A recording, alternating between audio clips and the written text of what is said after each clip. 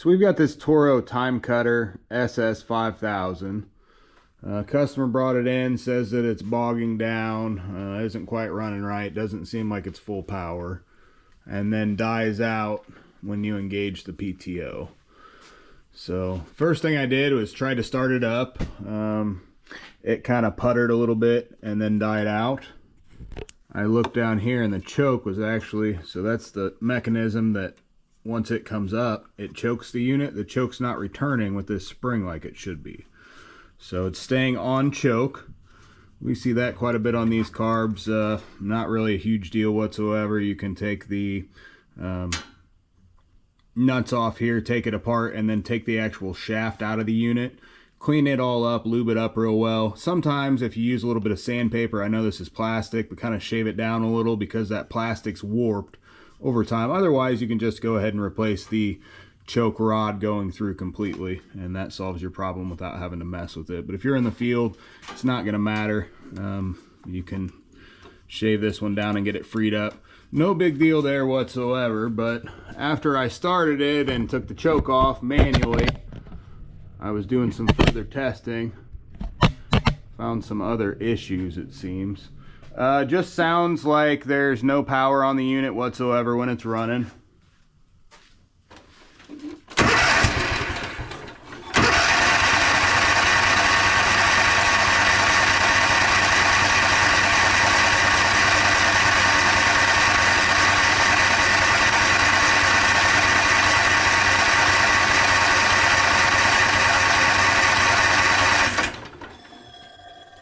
Apparently the choke's still stuck on, like I was just saying.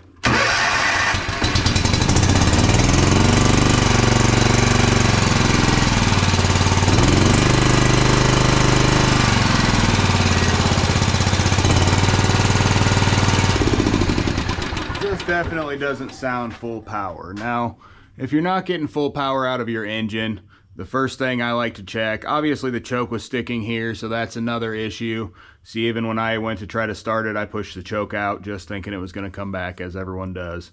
And you just sit there and you turn it because it's getting too much fuel. It doesn't start.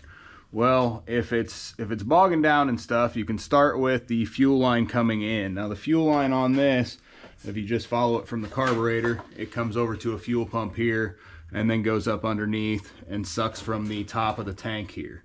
So if there's an obstruction, you know, if it's turned off after 15-20 minutes, something like that, you may have an obstruction, you know, somewhere in the corner of the fuel line up top, down through any of the points through here where you're going to go from one size to the other. So at the fuel filter, the fuel pump, they just gather, you know, especially like little pine needles and stuff like that. It'll just gather over time, and it'll restrict and restrict until there's not enough flow to get through to the carburetor to keep it running. Basically runs out of fuel. Good place to start with those.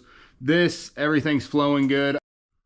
So if you're testing and you realize that either one of these coils is testing bad, or you're not getting spark at one of your spark plugs, I always like to keep an auxiliary spark plug. It's nice and easy. You can just hook it up and turn it against here while you're holding it and see what kind of spark you're getting.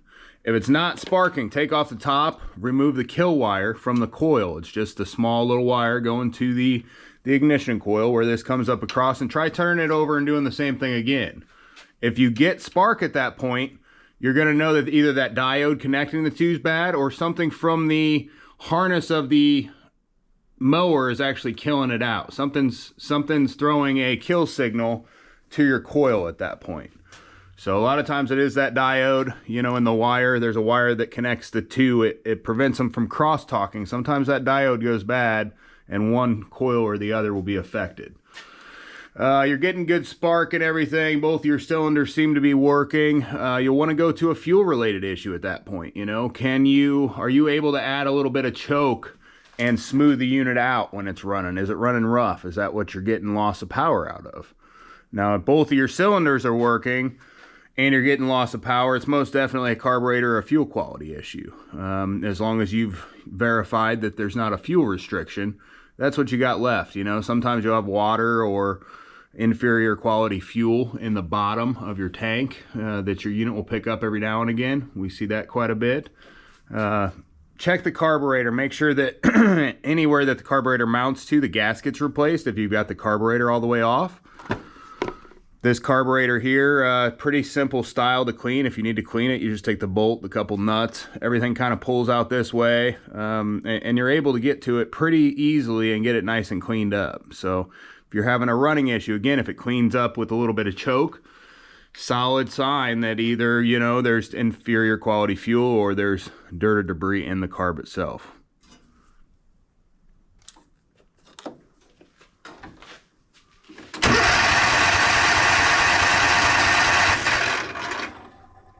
Left side getting good spark, no start. So we've got an issue here. We know that we're getting spark to the unit. Spark plug's good and everything like that because we tested it with the spark plug test. We're going to go ahead and take the valve cover off here.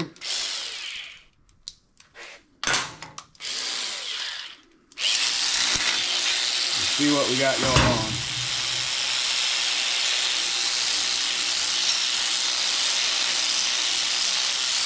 And a little lube on this thing, it works a little bit better.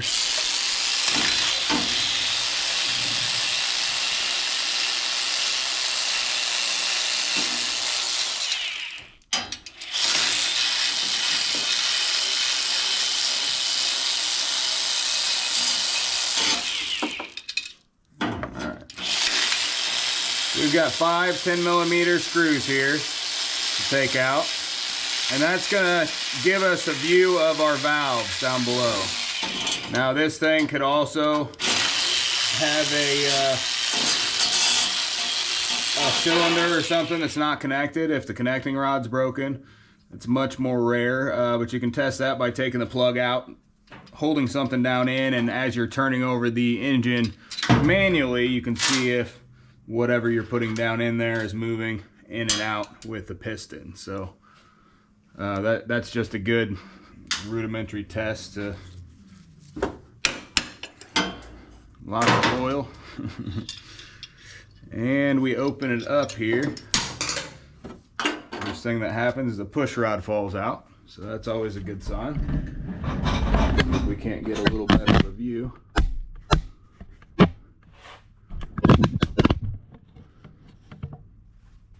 So yeah, the push rod falls out of here instantly as soon as I open it. And you can see that the bolt holding the rocker assembly is loose. So that's what's happened, is it's backed off and it's thrown this push rod off of here completely. So other side, push rod is in there, it looks like. Looks like it's up in here and it is bent. So what we're gonna need to do, so when this one came out and popped off, this one was still coming up, and that's what bent the push rod. It was trying to get over the compression here, and the other valve wouldn't open, the exhaust valve wouldn't open, so it bent this push rod under a load is what happened there. So we're gonna get a push rod ordered, and we're going to go ahead and pull this assembly apart. We'll tighten that bolt back down, put this all back together, and it should be good to go. Now you do want to check your valves here, because this can be caused from another issue. It can be caused from valves that are sticking or not coming back all the way. So if you're pushing it in and it's coming back real nice, which this one is, so is the other one, then that's fine. But if one's coming back a lot further than the other, it's harder to tell on these because one's kind of spaced this way and one's kind of at an angle this way for the exhaust valve. But check those, make sure the valves are coming back out all the way. If they are, just put some new push rods in it and get everything torqued down. And of course we're going to replace our gasket on the valve cover at the same time. So we got a few parts in here, basically the push rods, the valve cover gasket, and then the choke for the carburetor. We're going to get all this stuff put back together. Now I did go ahead and remove, there's some bolts that hold this top cover on, just nice and easy to show you that way exactly how everything goes, and then you can see exactly where the piston is easily by rotating the flywheel on top. Now after those are out, there were just I think 6 or 8 bolts that held everything on. Again, they're just 10mm bolts around the outside. And then there were a couple, this one only had one, but there should be a couple Phillips head screws holding your fuel pump on. And then the whole thing just comes up and off. So you're right here, as we're talking about the kills to the coils, here we are, that are plugged in as such, coming across to the other one. And sometimes they will get grounded in certain places, against certain metal pieces, just nicked through. And that'll cause you to not get spark also at that point. Let's... We got everything out of the way there. Now we're gonna first address our exhaust valve rocker here. All this is just kind of hanging there, as we had talked about before. We're going to use a 10mm on this, a couple 10mm, just to go ahead and get this out, loosen our, I don't know why I'm trying to go tight with one and loose with the other. That's never any good. Now this here does serve as your valve adjustment also. So I'll show you how to adjust that as we put it back together, but we've got to take it off first. As it spins, it kind of has an oblong edge there. I take the nut off the bottom side.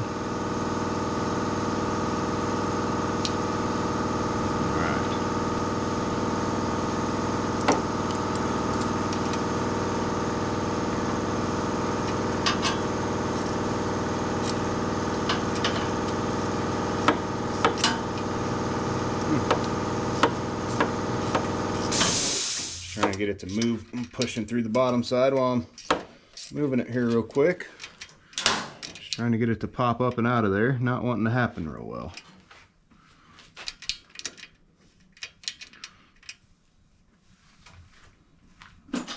Of course, as you saw, the air compressor always likes to go off right when we're getting in the midst of things. There it goes. I just kind of push back through from the screw side to get everything to free up. Now you want to be careful how that goes. This washer goes on the outside and it's going to go back down. And then you've got your adjusting nut here. See how it's closer on one edge than the other? So if you're turning this around, that's going to change your valve spacing. I'll show you how to adjust that here shortly. Okay, now this, we're going to go ahead and take it out real quick, just so we can inspect the bolt that's holding it in. I think we got a 12mm here, we sure do. Now the bolt's looking good. I don't see anything wrong with it, no metal or anything on it. Someone sealed it up with something at some point. I'm gonna get that cleared out a little bit. We're gonna put a little bit of Loctite on it, and we're gonna throw it back in there. Usually what I use is, it's a Loctite that's kind of a purplish red to it. It's just a little over blue as far as the locking portion of it. So should work just about perfect for what we need here. Just want a little bit of extra help keeping everything locked together. Now this is going in nice and easy, but we do want to torque this down to torque spec. This is a pretty important area. You don't want to over tighten it. If you over tighten it, you can strip those threads out.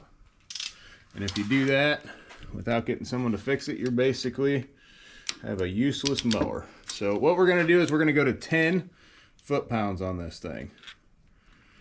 So not a whole lot. Hopefully you have a nice torque wrench. If not, torque it up snug. You know, you want it nice and tight, but again, don't get over tighten with it. Yeah, see, I mean, that just barely feels tight, but that's what they call for as far as spec goes. 11 foot-pounds. So put this back in here like such. And what that does is as it gets down in there, it actually kind of locks to the inside here. So it keeps this, it keeps you moving all at the same rate. So whenever you're moving this bolt for an adjustment, it's moving this whole piece as an adjustment instead of just the bolt. So you move that to adjust, and then you tighten down the nut on the back side once you get the proper adjustment that you like.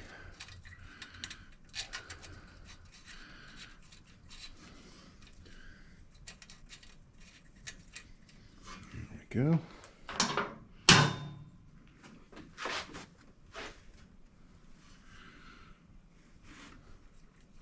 Just gonna start this for now. We'll go ahead and put our push rods in. And then we'll tighten that down.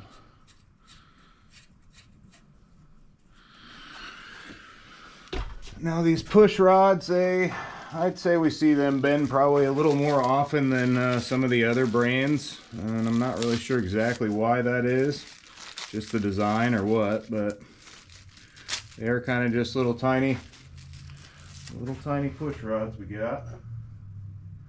Now, as we're looking, they're different than the other ones that were originally in here. So our original ones have a round end to them, and these have a different end. Now they are exactly the same size, and they are what we need for this unit. They almost feel a little bit beefier, and maybe that's why we're not going to have any more issues with it. Now when you're adjusting these, you want these to be, you want the piston to be at top dead center. So what that means is on the compression stroke, as you're coming up, if we're watching our piston come up, when it gets all the way out as far as it goes, that's where you want it to be.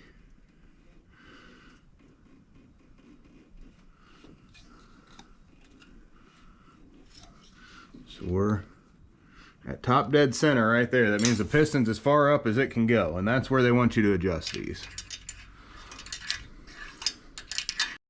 So what we're looking for back here, so there's a tiny little, right where that rod follows to, there's a little hole down in there. Looks like a little circular piece, and that's what your push rod's gonna sit against on both sides. I was able to get this one back in here and start it a little bit better. So we've got it on, but I'm gonna take the top off to get everything lined up here. Just isn't wanting to cooperate real well, so I already started taking it off just to get everything lined up.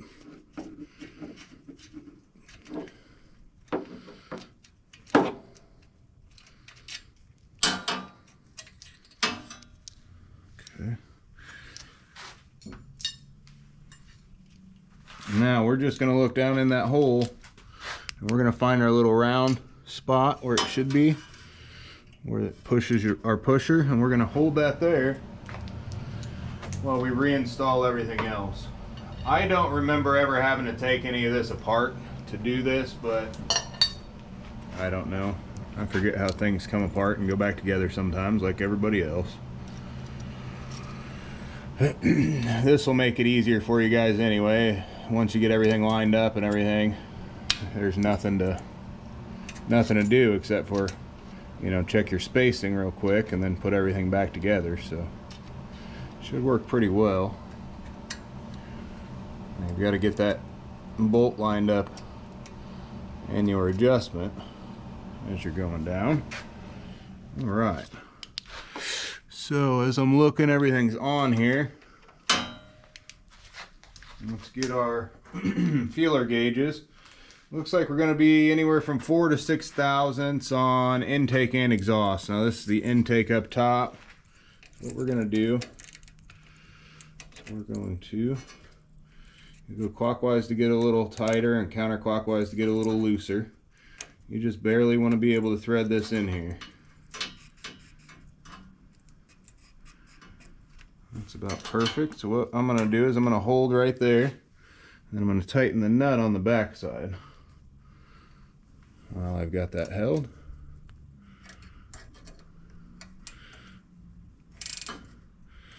So cam it with your wrench right where it needs to be. All right.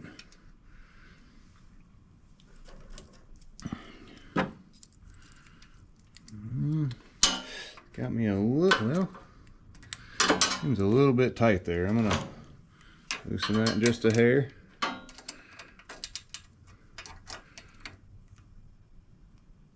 So I'm gonna come back this way just a hair, tighten it back up a little bit.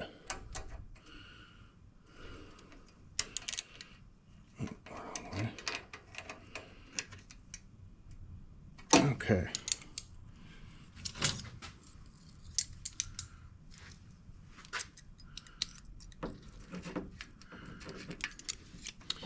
Still just seems a hair tight and doesn't want to go in there real well. Okay, let's try this one more time. Okay.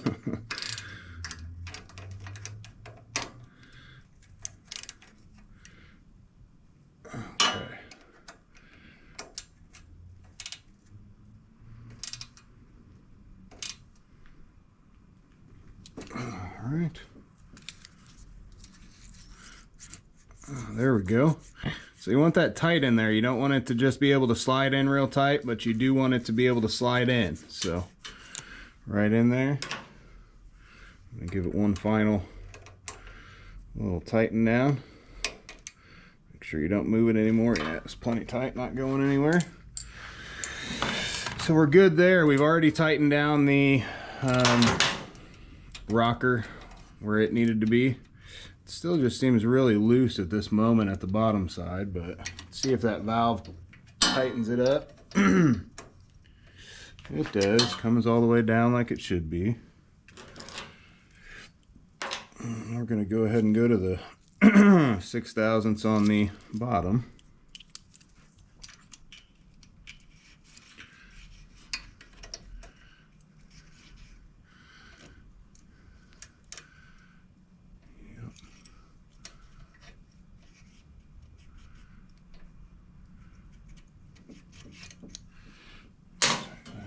There.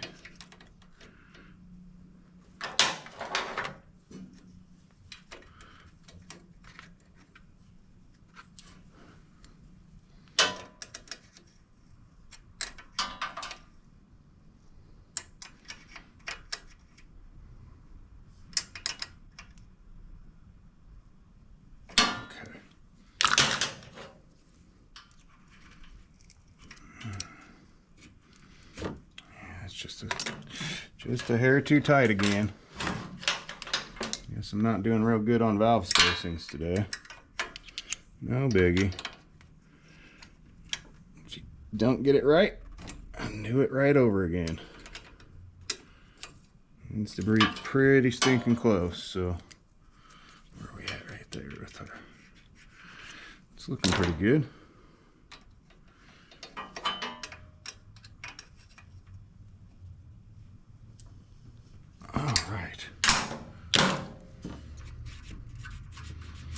Perfect.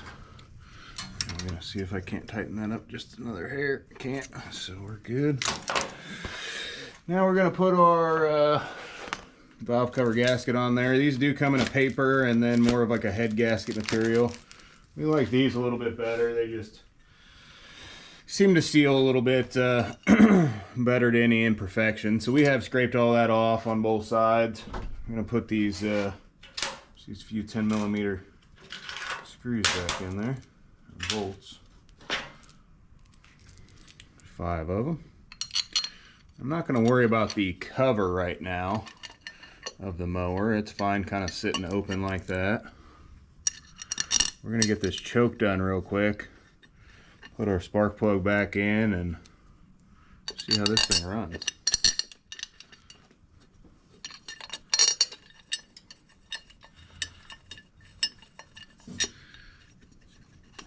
Now you want to be careful with when tightening these. You don't want to over tighten them,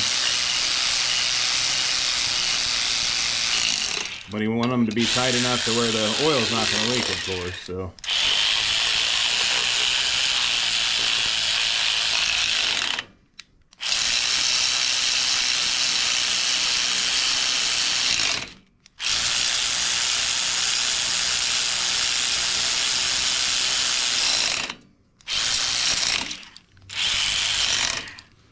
okay.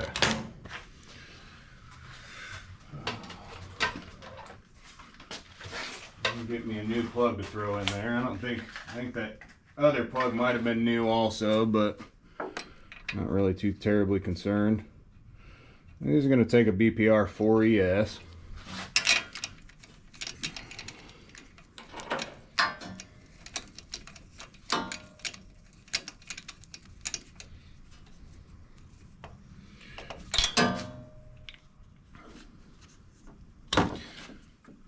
guess we could go ahead and start this thing real quick. Just on one cylinder, or test this cylinder to make sure it's working well real quick. Alright, everything's out of the way of the fan and all that good stuff. I think we're just going to start it on that side.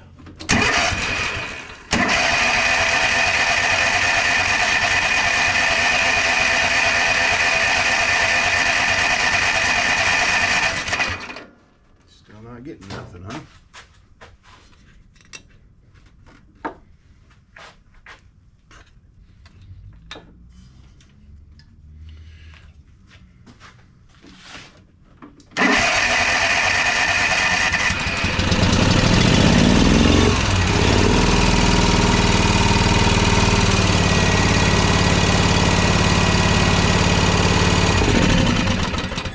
So that was just running on this side. I've got the other one here unplugged, so we know that we've got good function on that other side again.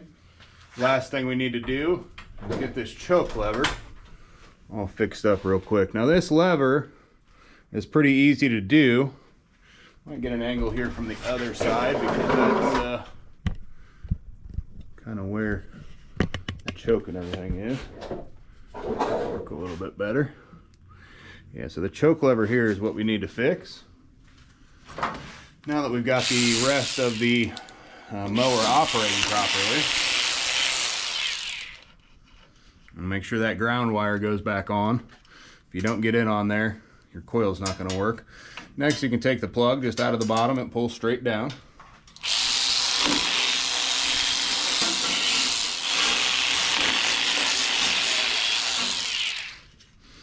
One bolt and one more nut on the front.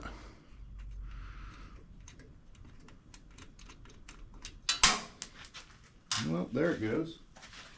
Oh. And it looks like in order to get this off, we're going to have to take this bracket at least loose. Just loosen that up so we can pull it over and out. But I'm going to get this spring off real quick. It just comes up and off. I'm going to leave it just kind of hanging there. It's not going to hurt anything. Now that we've got that all out of the way, going to just break this free from the carburetor. It does have a crankcase vent line there on the back of it that you will need to take off also. You can take it off either up here at the front or at the back. Hold all that out of the way. Alright, so that whole assembly just came up and over. Got it all out of the way. But our choke rod here is what we're focusing on. So to get this out of here, you can see how tight it is. That should be easy to push back and forth. Get that out of there, you can just take really anything you want as far as pliers go and get it from the inside straight out. It's a little better when you have a straight shot at it. Here we've kind of got those bolts in the way. Alright, so if you remember how that went out, take it out and put your new rod in after you pull it out and you're good to go. Now I did talk about earlier how this is getting stuck. You can take it out. Wow, it's real tight in there. You can take that out, and it's usually along the edges here where it seizes up. Right there, it's real rough. So if you were to actually shave all that down, use a sandpaper and clean all that up, that'll get you back free if you're in the field and can't do it this way. We use just the old piece off of the other one. We're going to put this straight back in how the other one came out. And then also, if you pay attention to how that came out, it goes back in exactly the same way also. Just pushes back straight into that slot. Once it gets in there, you usually kind of feel or hear it seat. So now as we're moving this up and down, it's super easy to move. There's no resistance like there was on that other one. So that means that choke will be working properly after we get it all back together. Now normally I do like to replace this gasket whenever I break them apart. If you have any running issues or anything after you do something like this, that's what you want to address, is that that gasket here in between the carb in the block or in the intake. Air leaks there are very common, and it's where you're gonna have the most issue with running from if you have an air leak there. So just getting all this stuff back lined up real quick. And that spring just jumps right back over the top where the other one came out. All right, so now if we choke, so we're choked now, and then when we come off, the choke comes back. Just like it should. It won't stick on anymore and cause this guy not to be able to start it. That was only half his battle, I think, before, but it's okay. Plug our bottom side back in, and then we'll hook that ground back up. And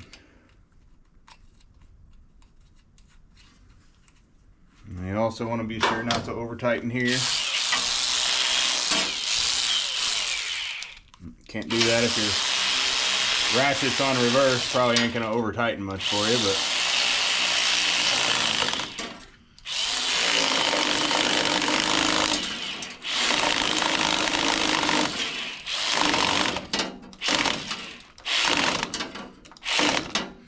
all right.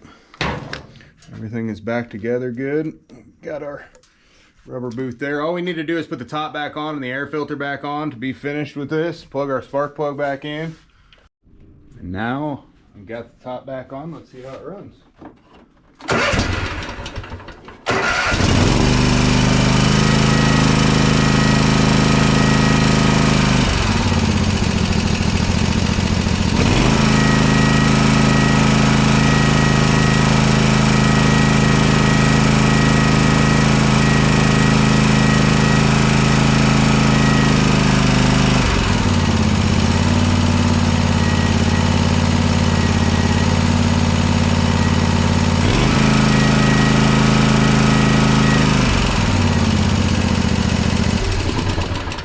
We're getting some good smoke come out of it right now. It's going to burn off all that from that left-hand side that wasn't firing. So that should give you kind of a full view of what you should do for testing this to try to figure out, you know, where your issue is if you're bogging down or losing power on a zero turn with a V-twin engine.